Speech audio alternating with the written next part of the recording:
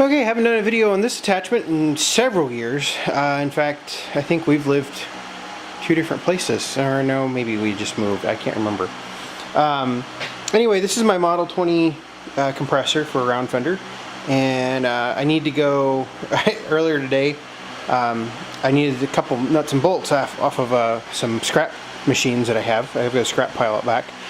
And I was just going to bring them back up here with the 4066, and I was like, you know what, we're going to make this a lot harder than it should be. It's going to take a lot more time than it should take. And I'm going to get the Model 20 down, and we're going to go to work. So basically, I'm just going to go, I only need to take, I think, just one nut off of a mule drive for a round fender. In fact, it needs to go on this machine right here. So we're going to take the air impact, and I had to do some maintenance to this thing. It needed a new drain valve. You can see the drain valve down there on the floor underneath it. When we moved over 2 years ago, the drain valve got caught on the trailer and busted, and also it had some leaks from when I originally redid it. This is not, the pump and some of the valving is original.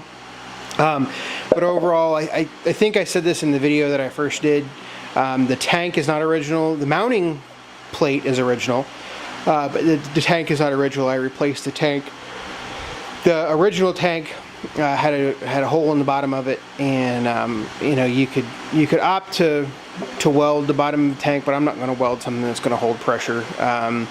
So I actually sourced a new tank through Motion Industries. It's basically, this is a 10 gallon, originally it should be 8, I think. I did a whole bunch of that work back in, I want to say it was 2013, something like that.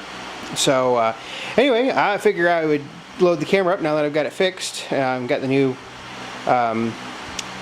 drain valve in it, and I've redone some of the tubing and whatnot. And we'll kind of go from there. So I'll get all this out there, and I'll set it up, and we'll let it run and see if I can't take one nut off of one machine. But that's okay. That's what it's for. That's why you have fun things like this.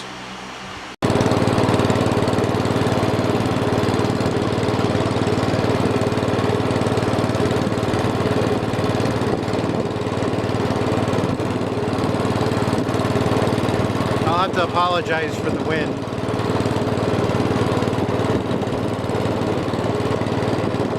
I am kind of driving slow because the Hobby's got the hose sitting up there on top. So, but you can see I've already got about 100 pounds of pressure in it. I've got it set up where the bypass valve, or the little governor, or whatever you want to call it. I've heard it called a bunch of different things. Can't even remember what Deere calls it. I've got it set up to where it's just about to cut off. So if I would drop it down, this is actually the first time that I've had this on a hydraulic lift machine. This is my 67 110. That's hydraulic lift. I'm the second owner of it.